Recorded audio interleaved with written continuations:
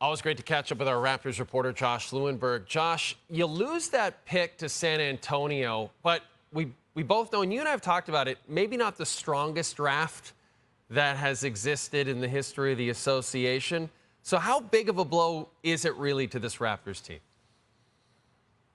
Yeah, mixed feelings. It's fair to say after that draft lottery. I would say that it's tough to sugarcoat it from that standpoint where you're a rebuilding team, you're early in the process, you're looking to add talent at every available opportunity, and this would have been an opportunity. So from that standpoint, it hurts to lose the pick, but there was no perfect outcome for the Raptors at the draft lottery. There were pros and cons to every scenario.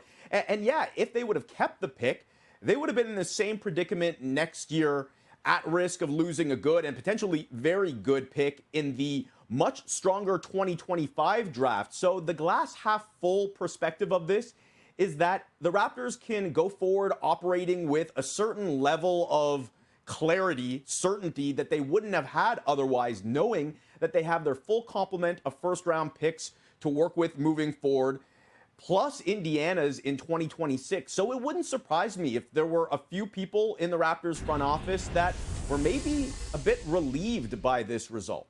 Yeah, that makes sense. And they still have 19 and 31, picks at 19 and 31 from the OG Anunoby trade and the Pascal Siakam trade.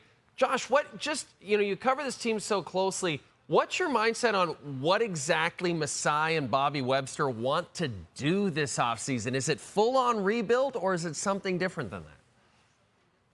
Well, look, they were so reluctant to rebuild, and a lot of people would argue that it took them too long, but now they're here, and I'm of the opinion that they need to see it through and do it right. Ujiri and Webster, they've studied successful rebuilds of the past, and one thing a lot of those teams have in common, they bottomed out, they collected good picks and good drafts, and then they hit on those picks.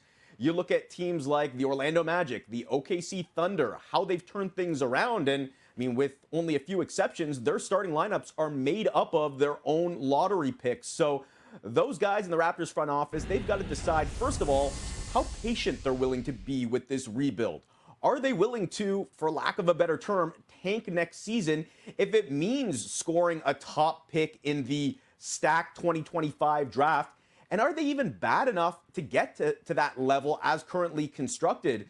One way that they could tip the scale in that direction would be to test the market on one of their last remaining veterans, Jakob Poeltl, over the summer. He's a guy that does a lot of things that helps a team win. They were average with him on the floor last year. They were really bad with him off the floor. So maybe they look to see what they could get for somebody like him if they decide to go in that direction. And I think that direction is more appealing now that they don't have this year's pick. So I think how they approach the offseason and whether somebody like Poeltl becomes available will tell us a lot about their plan going into next season. June the 26th, round 1 of the NBA draft. June the 27th, round 2 of the NBA draft. We can no longer have a 2-round draft in one night. Josh Lewenberg, you're the best. Thanks, buddy.